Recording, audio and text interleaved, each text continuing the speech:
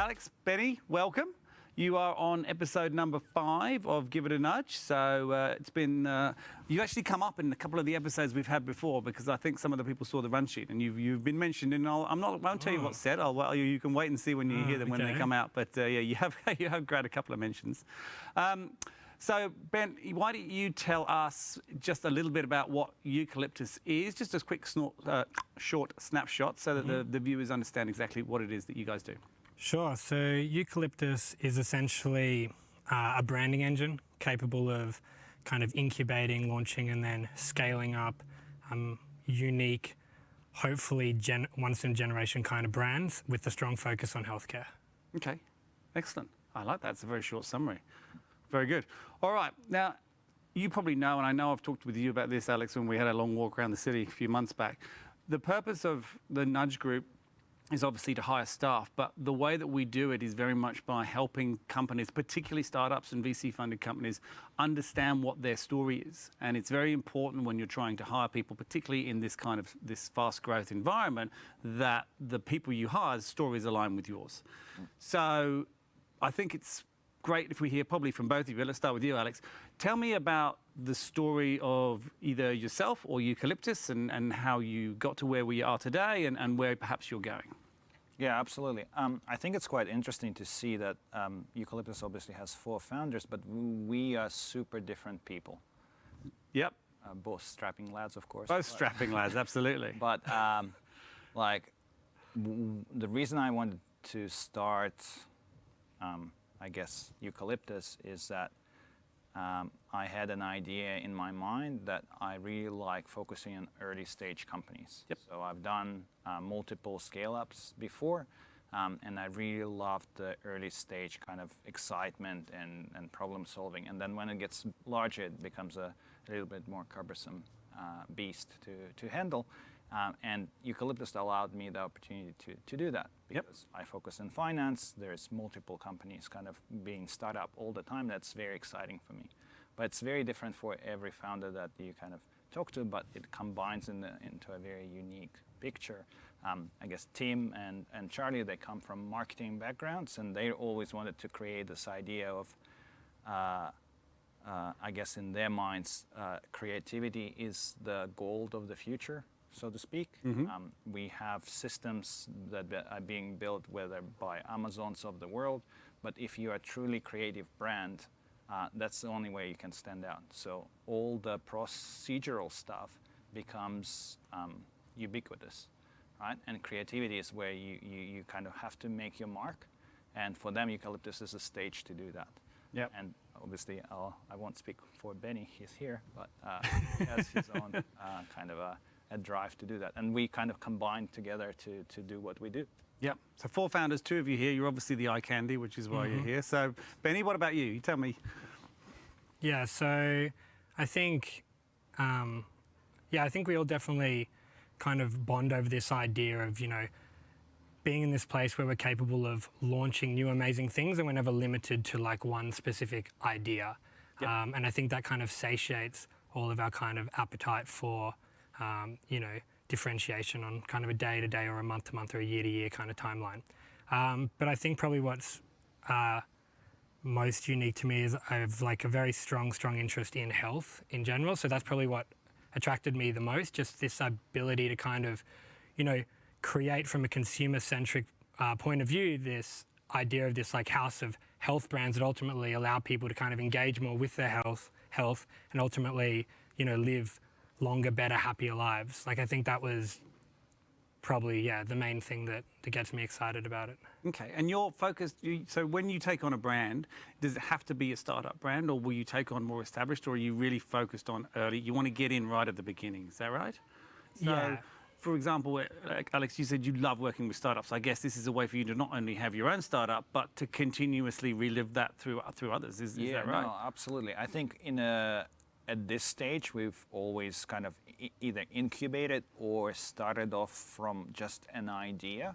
Yep. But that doesn't limit our ambition. As we kind of increase in size and operational sophistication, we can definitely take on, I guess, more established businesses and reinvent, I guess, the way they do marketing or tech or whatever that might be. We just not yet at the scale that we can do that, but definitely on that journey. Okay. And Benny, you mentioned that you've obviously got a very strong interest in health and probably more so the benefits of that for people.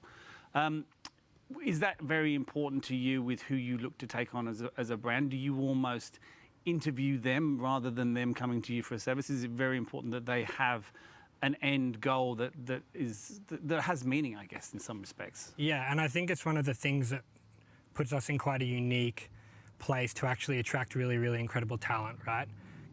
So I came from the finance industry, I was a trader, Yep.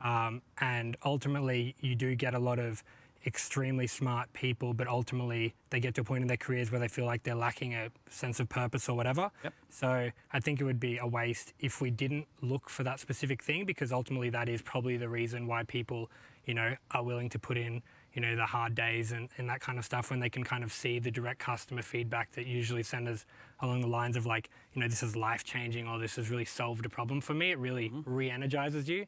So, tapping into the type of people who are looking for that and, allowing them to see that on a day-to-day basis, I think, fundamentally important to like our mission for sure. Absolutely, that's great. And look, you touched on a subject there that sort of leads nicely into my next question, and we'll stay with you, Benny.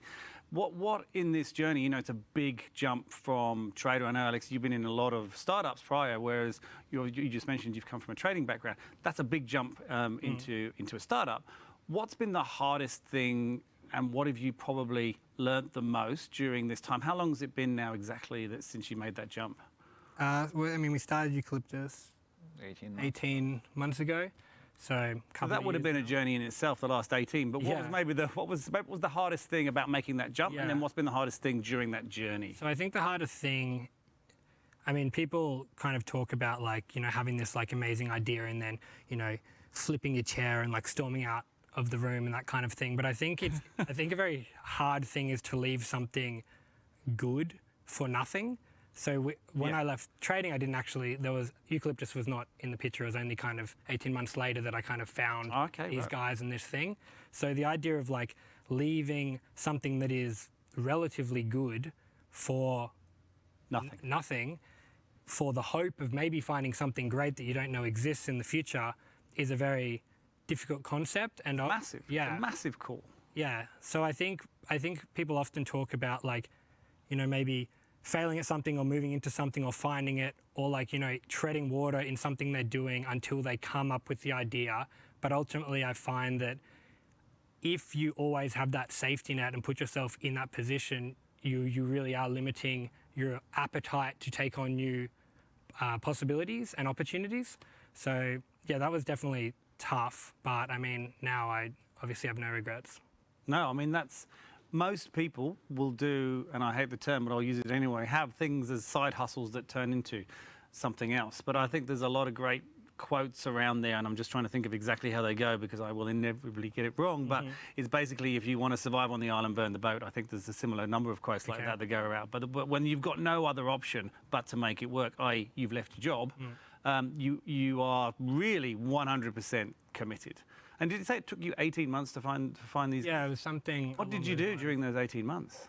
I did a bunch of things. I kind of started like a small debt fund, so to speak, that was kind of offering financing to startups who ultimately couldn't receive VC capital, because obviously most companies don't. Yep.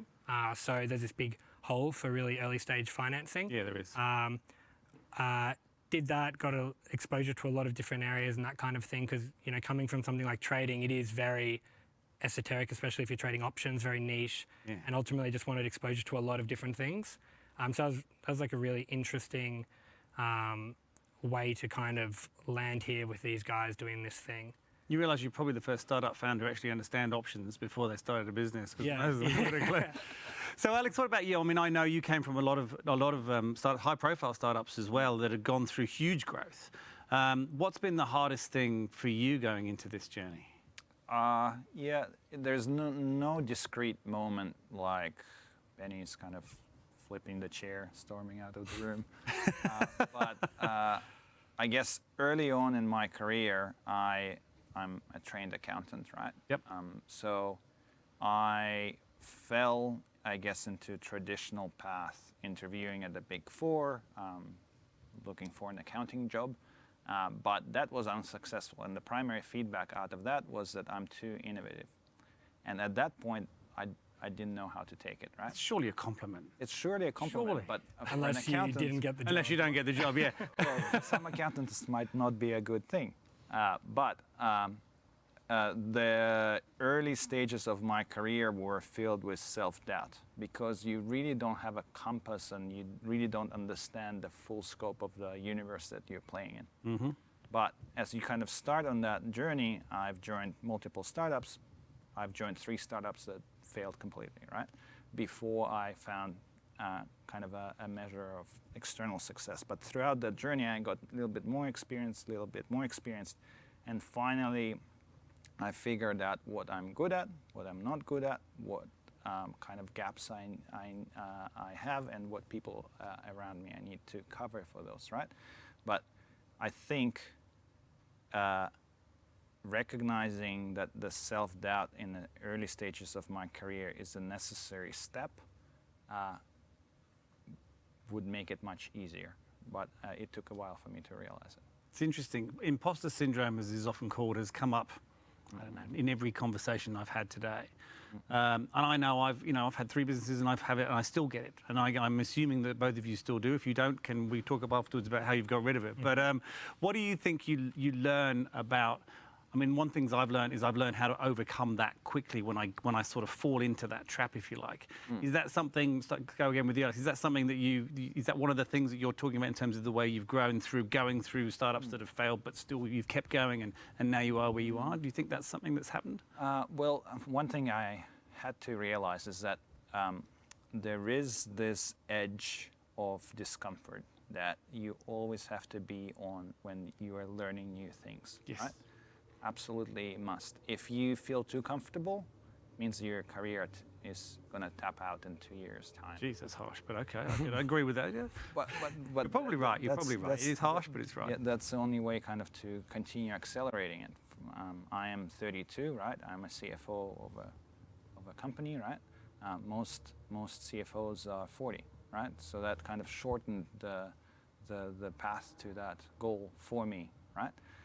But the only way you can do that is if you're constantly finding that edge where you do feel that imposter syndrome kicking in. Yeah. But you have to realize that this is a process, right? And if you stay there, you'll figure it out. You'll get comfortable. Then you need to find a new challenge. Yeah. And what about you, Benny? Same thing. I mean, you've gone from essentially being an employee with a very clear objective and very clear framework and rules and regulations to doing a number of your own things and obviously ending up here now. Have you gone through that process as well, and how have you sort of overcome that?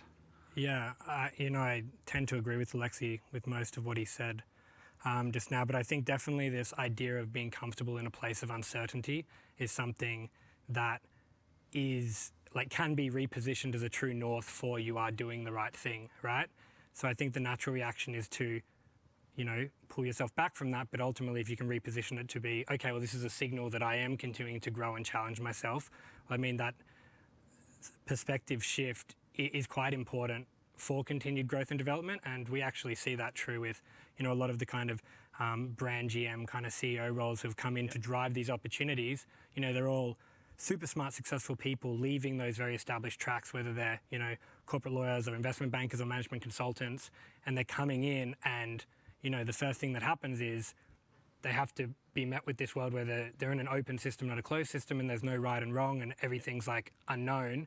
And, that is a really challenging thing for almost everyone.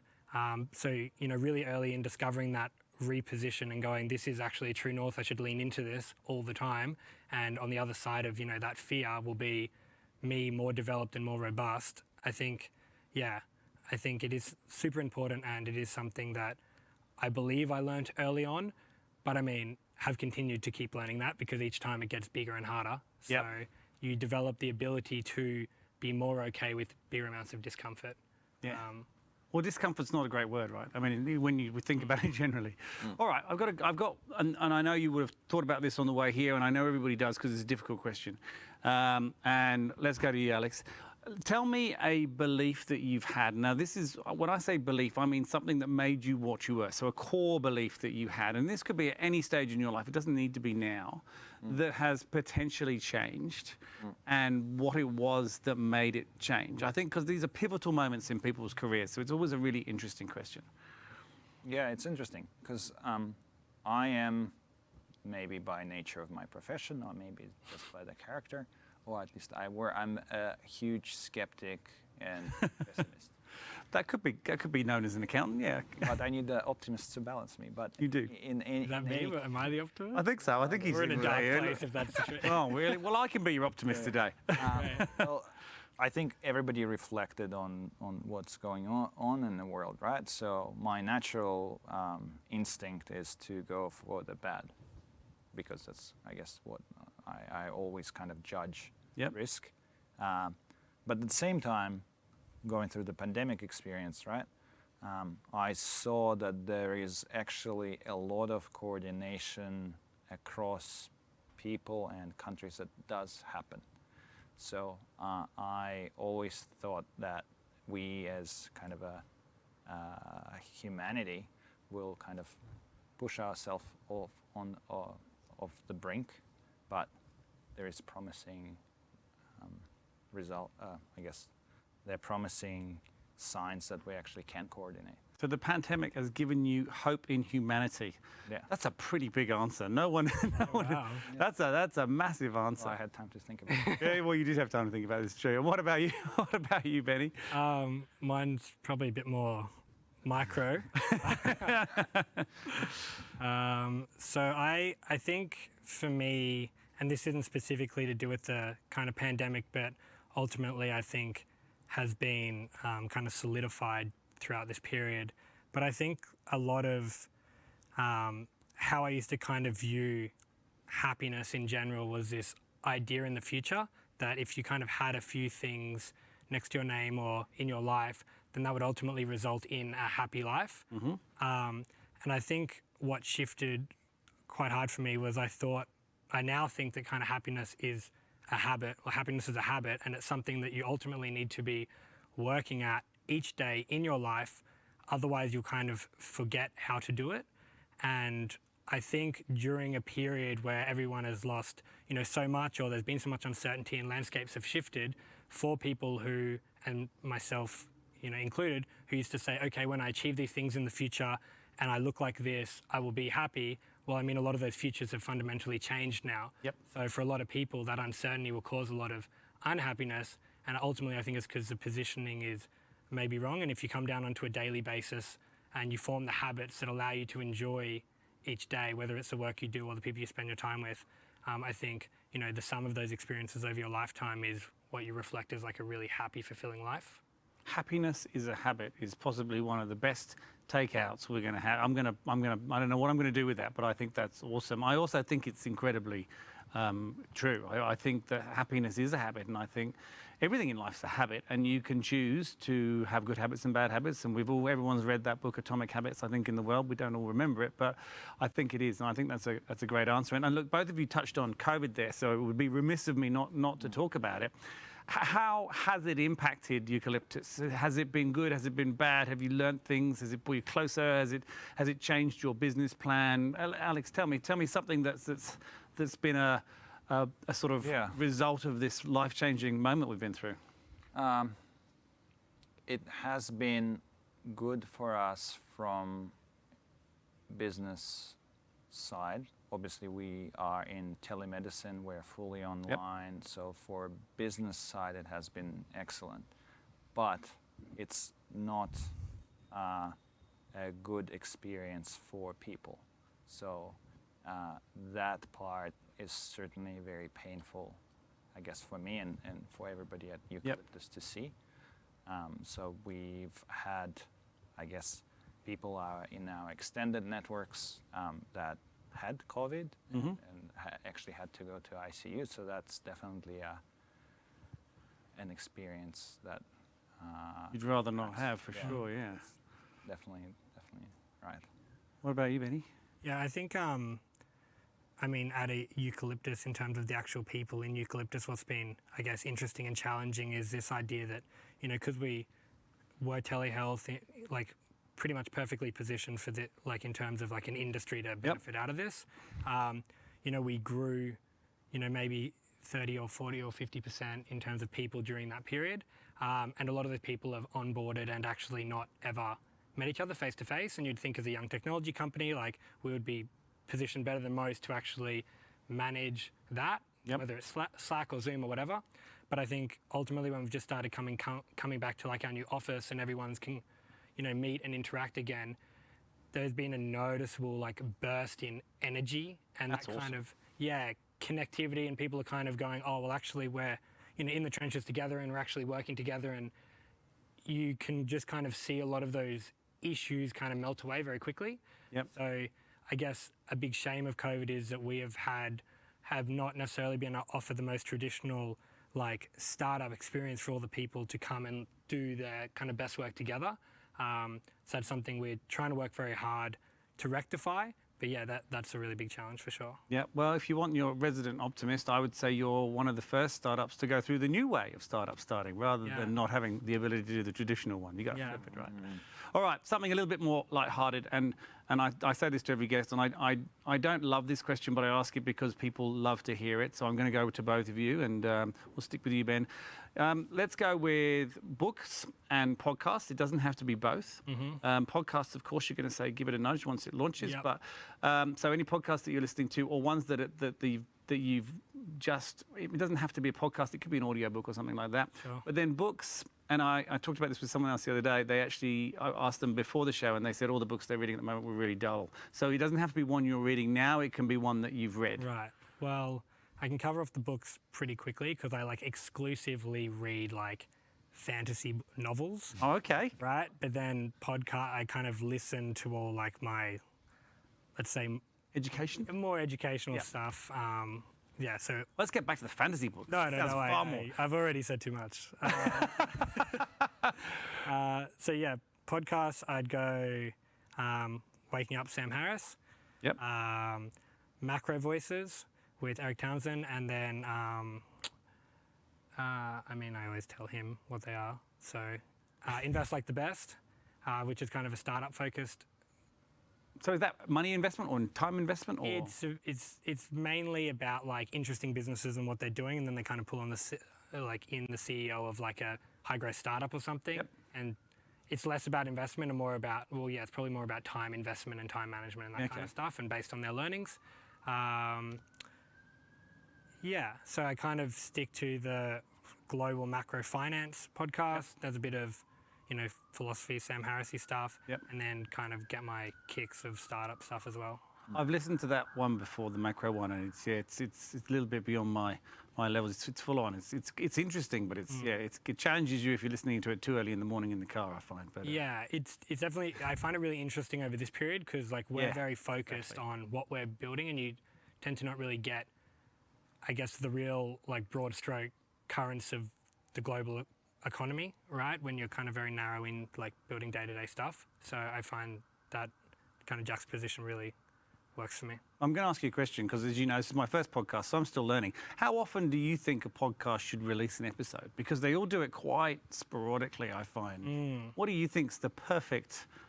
And if I go with it, then you'll know it was you. And if I don't, you can know that I've ignored you. But I'm just interested to know your opinion. Is it once a month? Is it twice a month? Is it once a quarter? What do you think? I definitely think it's more than once a month. You think it's more than once a month? Yeah, if I find someone who like, I really like the way they kind of speak and the insights that they kind of pull out of people, then I could get that 3 times a week for sure.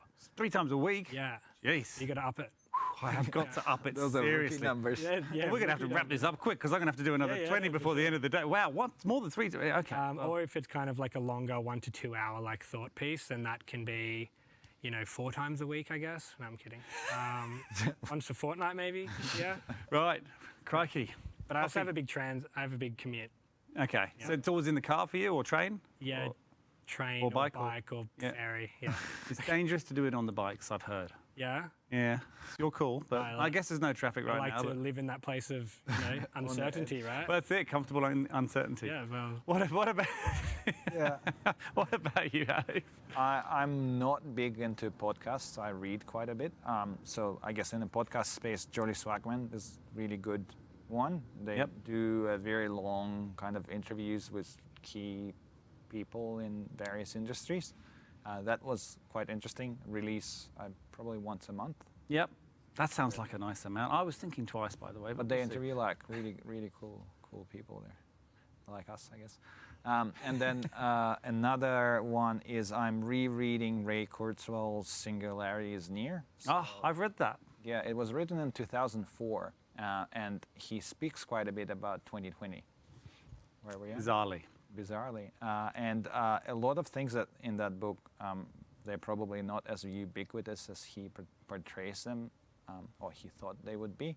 But other stuff like solar industry and all the energy transition is spot on. So there's a lot of interesting pieces. I can't tell you how happy I am that you've mentioned a book that I've read because nobody else has. And I've been sitting here thinking maybe I'm reading the wrong books because no one is reading the same books as me. So that's good. All right, last question. And I'll ask both of you. The purpose of this obviously is to get your message out and as we talked about stories. So you're going to continue to grow and forge ahead. If someone is thinking or wanting to work for Eucalyptus or sees an opportunity that excites them, let's stay with you, Alex. Why should someone come and work at Eucalyptus? Absolutely. I think we give people a stage to perform at. That's the best way to put it. Good answer.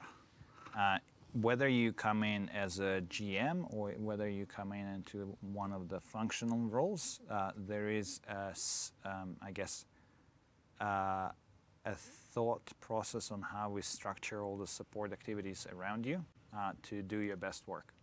And that sounds very common thing companies would say, but we have people across the industry. So people came from Canva, Atlassian, McKinsey, et cetera. So I think it's just a great place for you to not necessarily go full hog like Benny did, to quit your lawyer job and land into the world of unknown. But chair on the floor again. That's right. But it's somewhere in very much on the side of exploring what you can do in this world. But it's very full on and it's very exciting. Cool. And has he ever done the chair on the floor thing in the office? He actually, there was a photo shoot for Sydney Morning Herald. Yeah. And Benny obviously has a really good defined arm. okay, this is a rumor that's turning into a truma. That's right. On the record, he put a chair and there's a picture on the internet of him going like this. We're going to have to look this up later.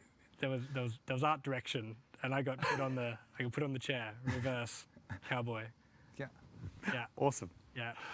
All right, from your point of view, other than your beautiful arms, Yeah. why should someone come and work at Eucalyptus? Yeah. Right.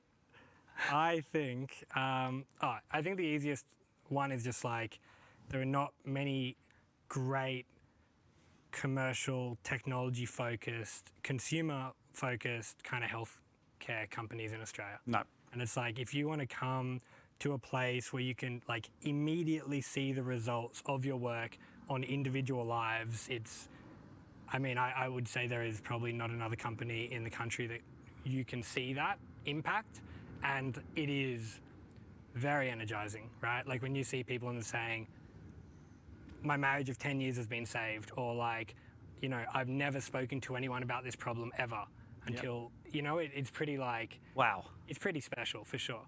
So I think most other things kind of melt away in importance when you can see that impact on an individual basis and then also at scale. Jeez, I tell you what, when we air this, there's going to be a whole ton of resumes flying your way. That's awesome answer, boys. Well done. Yep. Thank you very much for coming on. It's been awesome to hear more about and meet you both and see both your matching T-shirts, which is awesome. And it's good to see someone in a tech business not in a black T-shirt and not having the logo in the middle. So you're ticking all the boxes. Thank you for coming on and good luck. And we will get you back on in a couple of years and see where you're at. Thanks for having us. Cheers. Really.